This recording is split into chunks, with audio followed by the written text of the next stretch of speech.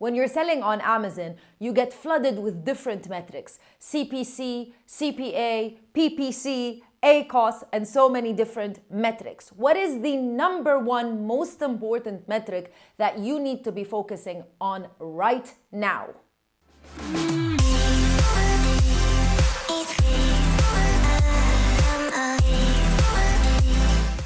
Well, the answer is all of them. Everything, all of the metrics are very important. But in this video, we're going to be focusing on the LTV, the lifetime value. What is this metric? How can it actually improve your sales and your revenue and give you and help you make more money on Amazon? Not only that, I'm also going to be interviewing Rael Klein, who is the co-founder and CEO of Nozzle, a very unique solution for Amazon sellers. We're going to be talking about that in a few. But let's get started with LTV. What exactly is LTV? LTV is the lifetime value of the customer. So when you want to sell a product, obviously you're going to have a cost to acquire a certain customer to purchase your product. The cool thing about Amazon or selling on Amazon is that the cost for acquisition is normally a little bit low because Amazon already has a lot of customers and they're actively searching for products on a daily basis on the platform. So that reduces your cost, your acquisition costs. But your acquisition costs can also be something like PPC ads, because when you do launch a product, you do need to do advertising even on Amazon. Or it could be also related to the external traffic. Are you doing social media ads? Are you potentially working with influencers? Do you have people referring your product, and are you paying them on a commission fee or something like that? So all of those make up how much it costs you to actually acquire a customer. To make it very simple, let's just assume that you're only doing PPC ads. And let's assume that per product that you actually sell, you're making 20 dirhams, because you're selling on Amazon in the UAE. You're making 20 dirhams in profit, and it's costing you 5 dirhams in ads in order to acquire a customer, in order to get a customer to purchase your product. So it's costing you 5 dirhams. Great. Now that you know these numbers, lifetime value pushes you to actually think a little bit beyond that. What can you do to get that customer to order again from you? They can either order the same exact product again, which is a little bit tricky if you're selling ordinary products, like everyday products, things that people normally wouldn't repurchase every single month. But it's also something related to how you build a brand and having products that are very much not necessarily related, but complementary to each other, so that that customer can go ahead and purchase from your brand. That way, your lifetime value increases. So imagine that you just have to pay 5 dirhams to acquire that customer. But that customer purchases from your brand every single month. And now, instead of just making 20 dirhams and profit from that customer, you're actually making 20 dirhams, for example, every single month for the lifetime of that customer. Let's assume it's 1 year. Now that you put the numbers like that, it makes a lot of sense for you to think, well, what can I do to increase the lifetime value of my customer? How can I make my customer purchase again? I'm just selling standard products.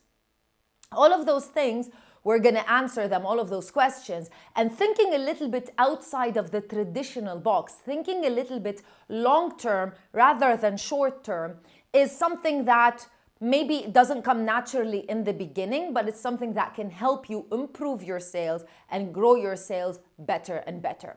Now, to shed a little bit of light on that particular subject and so many more subjects, here's my interview with Rael, co-founder and CEO of Nozzle. Nozzle is a unique software that helps Amazon sellers understand their customers, understand what their customers are doing on Amazon, what are they repurchasing, understand customer behavior. Imagine if you would be able to do that, how much of an advantage would that give you? Let's meet Rael. So Rael, as you know, a lot of people nowadays assume that Amazon is making more money from ads than they are from actual real life sales or even referral fees. So, do you think that Amazon is or has really become a pay to play type of platform? Can you no longer sell a product on Amazon without spending exuberant amounts of money on ads? Yeah, it's a good question, an interesting one. I think it's become increasingly difficult to not spend any money on PPC. If you had to force me into a yes, no, my answer would be yes. It is pretty much pay to play. I don't think it needs an exorbitant amount of money to do that. There are ways to be a lot smarter with your ad spend and how to prioritize which particular products you want to allocate large budgets to, how many of it is using Amazon's own products, how much of it is off Amazon, driving traffic to Amazon. So there are all sorts of strategies to be smarter around this.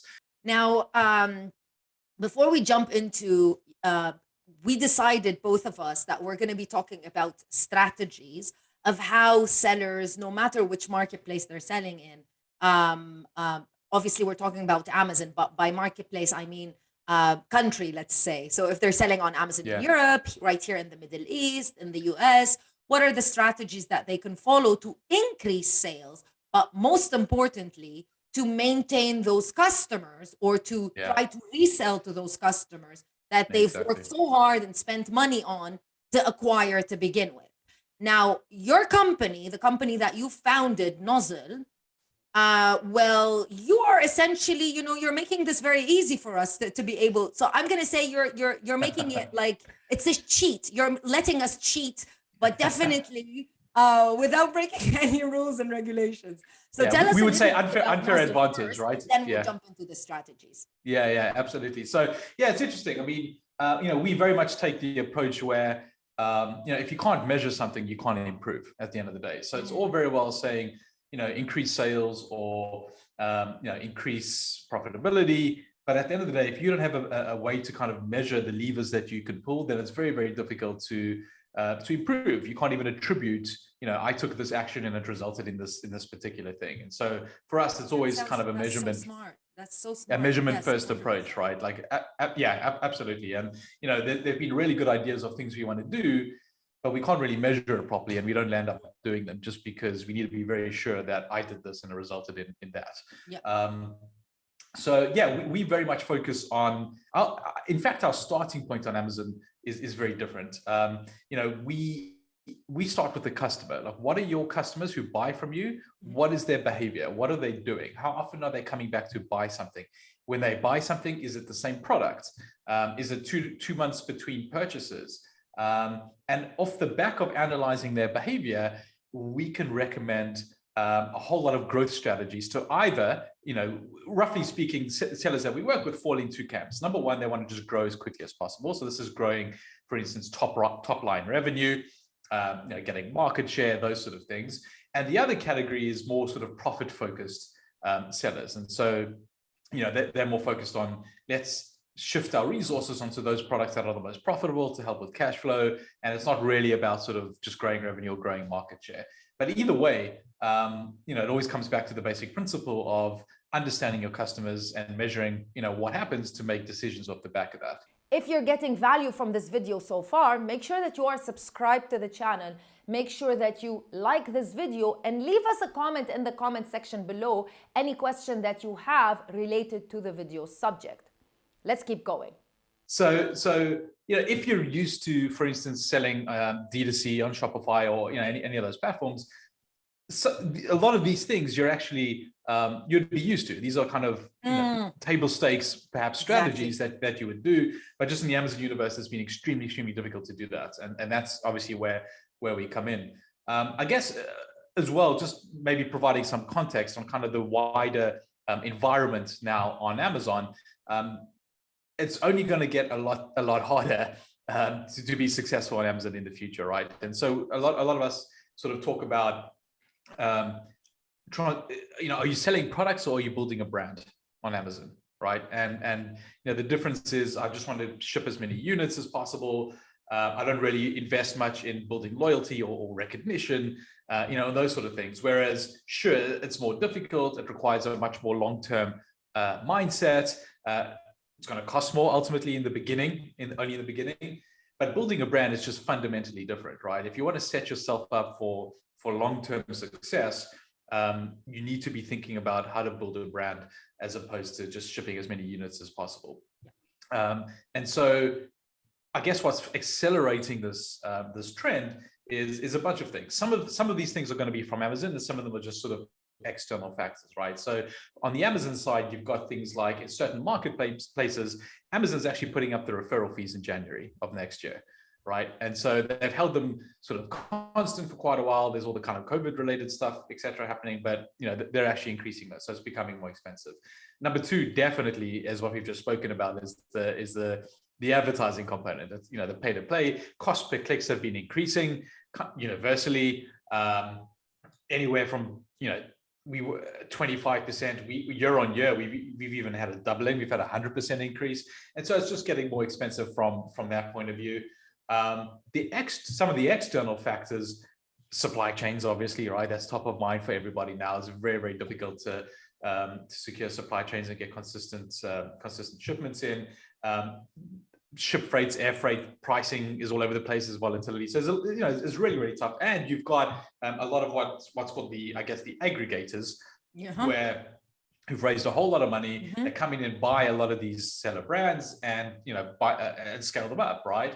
And so what happens, for instance, if one of your competitors has just got bought by one of these aggregators, how do you compete? How do you respond? And so it's getting a lot more difficult to sell on Amazon, and we'll continue to do that for the next few years. And so, what the approach that we, not just us, of course, but that would advocate is, you got to start thinking more strategically and more long-term here, because if you are just focused on selling as many products as possible, short-term volatility around, freight costs or CPCs can easily just sort of wipe you out. And so if you think more strategically and long-term around brand building, chances are you can endure a whole lot more.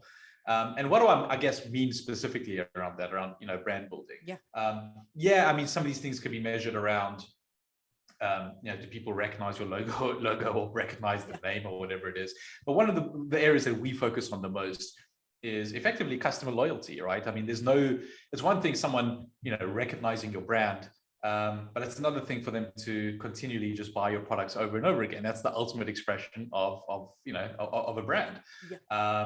And a brand is only made up of customers ultimately, and loyal customers particularly.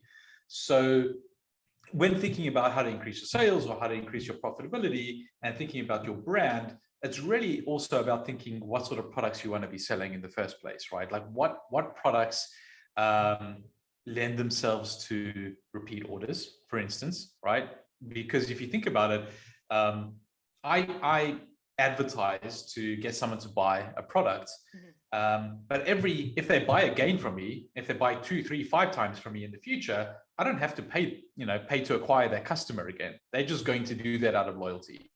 So if you compare that scenario of someone who makes repeat orders 4 times, whatever it may be, to a scenario where I have to pay to acquire 4 different people to buy the same product, then obviously scenario 1 is just a whole lot better, right? It's much more profitable. You're building a brand, and so we think really, really hard around what sort of strategies to employ to get people to buy again, depending on your goals and time horizon. Now, Rael, how do you feel? What would you say for someone that is currently at the phase where they are expanding their business, they're doing quite well? What strategies can they follow in order to retain customers, for example, other than looking at the data points? What strategies do you see with the businesses that you're working with that they're doing in order to retain customers and potentially lower any costs with doing that? Retaining customers traditionally on Amazon is quite difficult, right? They're very strict in terms of service, in terms of what you can and can't do. But I would say, again, I'll say this many times, I guess, there's no substitute for a good product that lends itself to repeat purchases or a good brand that you've built up. But let's assume you have those sort of things. To get people to buy again, you kind of need something that's creating a habit, I guess, with the customer, right? And so we one of the other metrics that we measure very closely is what we call a customer retention rate. So I have, for instance, 1,000 people who bought this product and 100 of them bought twice, meaning my retention rate is 10%, right? From purchase 1 to purchase 2. And let's say 50 out of the 100 bought 3 times. So that means my retention rate is actually 50%, 50, from the second to the third purchase, right? Yeah. And so what's really interesting for us is typically the biggest drop off will happen from the first to the second purchase, right? That 1,000 to 110% stuff. But from the second to the third and the third to the fourth, it actually jumps, right? It actually, so I said, for instance, the 100 became 50, which is a 50%. And so for us, a lot of the focus is getting people to buy twice, because after they've bought twice, that's the biggest drop off. After they've bought twice, the chances of somebody buying 3 times or more are just much higher, right? And so you want to get to that habit formation piece. And how do you get people to buy twice? Some of the strategies around that would be advertising related. So you could, remarket to people via sponsored display, or another product which is more expensive, but also a tool, is Amazon's demand side platform, their DSP.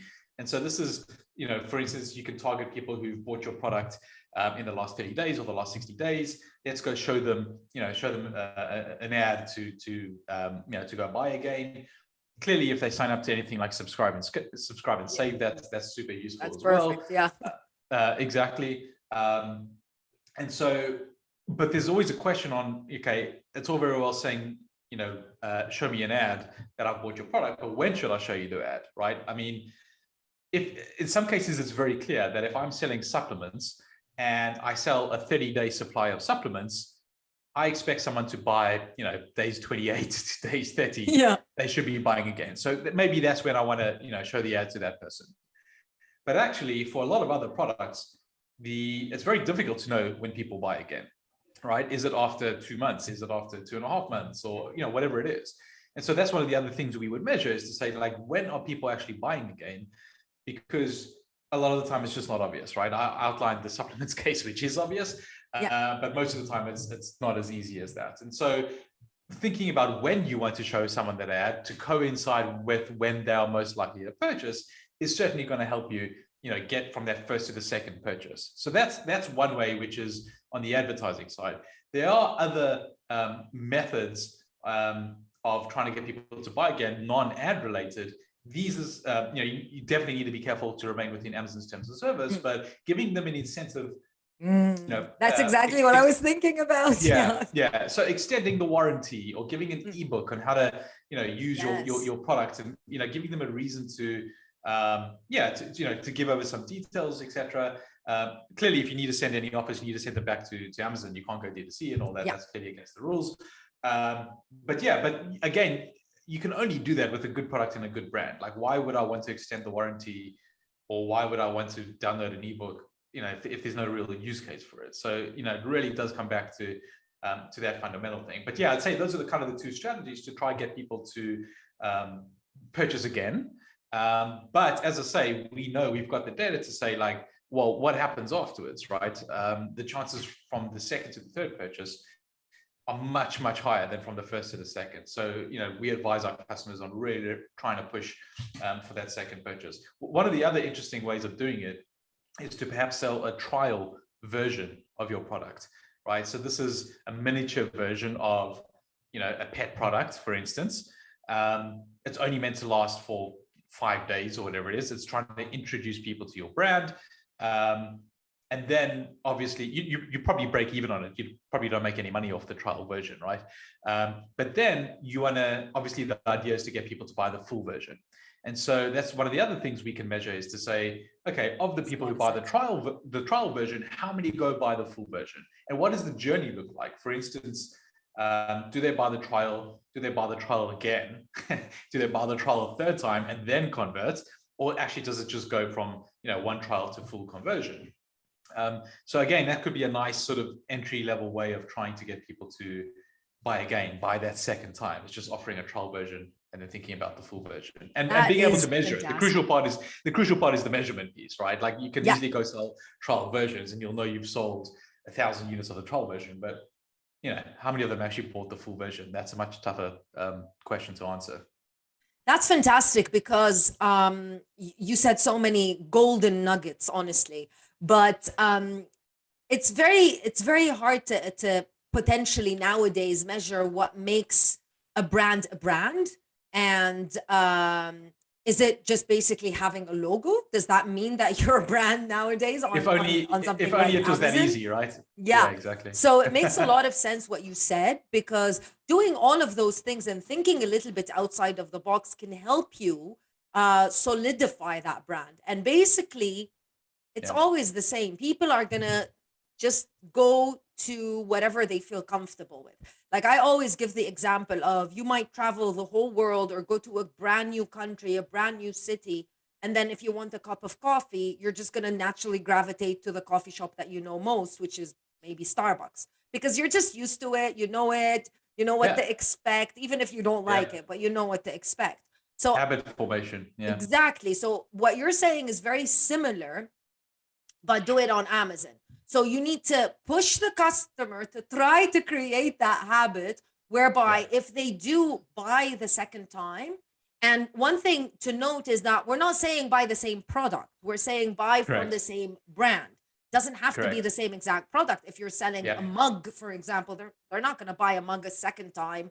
Maybe they're going to buy a spoon from your brand. Who knows? But it doesn't have to be actually the same product. So you don't have to be selling these types of products that everybody would like to sell, which is like a coffee or something that would require you, or supplement, something that is so easy for you to just replenish and sell it again. Well, another good example of that is we have customers selling coffee, and for instance, they would bundle 5 different flavors into one ASIN. But they're always interested in measuring what the follow-up purchase is, right? So again, it's kind of like a trial, really, where you're sampling different flavors and the brand and all these sort of things. But A, how many of them come back and buy, and B, what are they buying? Is there a particular flavor that just sort of people buy much more than anything else? And so we always will say, I don't know, your dark roast or whatever it is the winner here. That's the most common follow-up purchase, and actually, something else, your light roast, is the least follow-up purchase, right? There's hardly anyone buys that afterwards. And we've had people off the back of that information literally stop selling a particular ASIN because it wasn't selling well to begin with. It was in this bundle, but really people weren't buying it after the bundle. And so why keep that particular ASIN? So yeah, I mean that's another way of another use case, I'd say. Amazing. Because it shows that doing just a little bit extra work, even if you're not at the level where you can use a software like Nozzle, but doing a little bit of extra work can like give you a much bigger advantage when it comes to your competitors. Much bigger, like an advantage that nobody else can see, because people can see your ads. They can see what you're doing. They can see your prices. They can see your reviews. But those types of things, your competitors cannot know what you are doing, because this is great stuff. Rael, what do you think regarding? Yeah, go ahead. Sorry, there's one thing I wanted to add to that, where typically when you're selling on Amazon, you have this calculation on the PPC side around a break-even ACOS or a break-even ROAS, right? Yeah. Which is effectively your pre-advertising margin. But one of the issues with an ACOS or a ROAS is the inbuilt assumption is that somebody just buys from you once. All right, when you're working out that number, you're just taking the selling price or the profit you make from one sale. And let's say that number comes out in ACOS terms. Let's say that number comes out, I don't know, 25% or something like that is my break-even ACOS. Okay, that's fine, but that's kind of how all your other competitors are doing it as well. And so you're all fighting, in the PPC environment on a break-even ACOS roughly of, somewhere in that region. Whereas if you had that information to say, turns out on average, someone buys twice.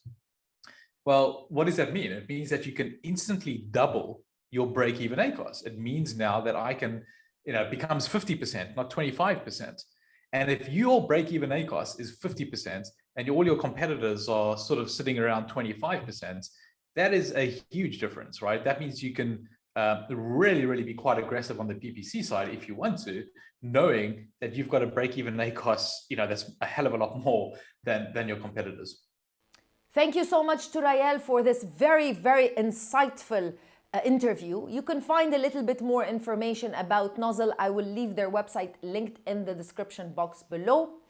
I'll see you in another video with more information. Bye.